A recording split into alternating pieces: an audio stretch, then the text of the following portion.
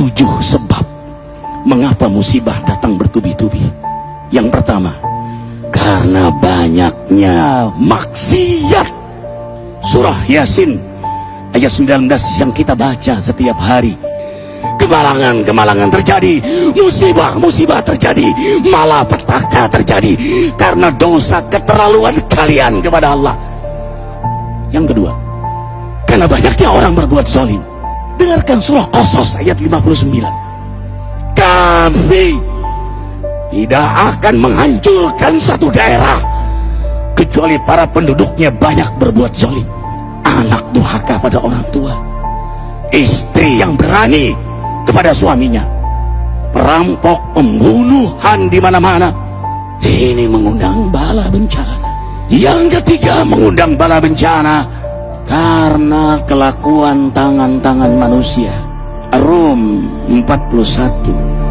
Telah tampak kerusakan di daratan dan lautan karena tangan-tangan jahil manusia, agar mereka merasakan akibat perbuatan mereka.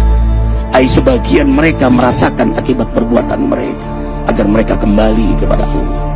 Yang keempat, bencana terjadi karena para tokoh melakukan kemaksiatan dan kezaliman. Dengarkan dengan iman, wahai penduduk Indonesia yang mulia, bila kami ingin menghancurkan suatu negeri, kami perintahkan para tokohnya untuk taat kepada Allah, tapi mereka maksiat, tapi mereka berbuat zalim, tapi mereka khianat kepadaku dan kepada makhlukku. Fahaqa alaihil qaul, maka haklah untuk mereka datang bala bencana seperti kaum Ad, kaum Samud, kaum Lut, kaum Nuh. Kami hancurkan sehancur-hancurnya. Siapa tokoh itu? Para pemimpin kita yang sumpah Al-Quran di kepalanya, demi Allah tidak korupsi. Lalu korupsi. Siapa lagi? Hartawan, orang-orang kaya yang dengan harta berpoya-poya, sombong, maksiat dengan kekayaannya di tengah orang yang banyak menderita. Siapa lagi? Ulama yang menjual ayat-ayat Allah dengan murah. Subhanallah. Yang kelima, mengapa bala bencana terjadi? Karena orang-orang soleh, orang-orang baik diam melihat kemaksiatan dan kemungkaran.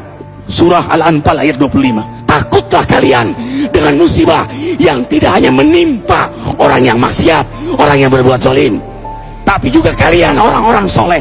Maka masa bodoh dengan kemaksiatan bukanlah sikap seorang mukmin.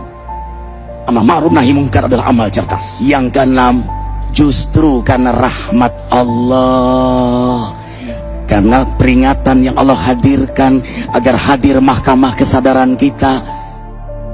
Ikhwah, dengarkan dengan iman surah Al-Baqarah ayat 155, 156, 157.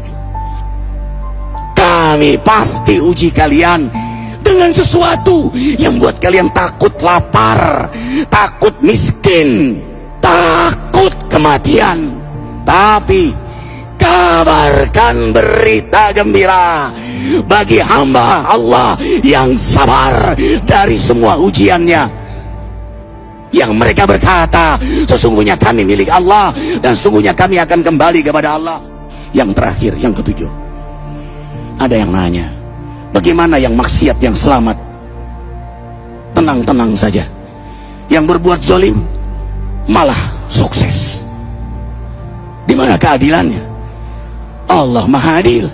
Dengarkan surah Hud ayat 15-16. Barang siapa mencari kesenangan dunia, lalu dia menghalalkan semua cara, apa kata Allah? Kami beri, tapi di akhirat tidak mendapatkan secuil pun kenikmatan, malah nikmat di dunianya menjadi bahan bakar azab untuk dirinya. Itulah istidrat. Lalu apa sikap kita sekarang?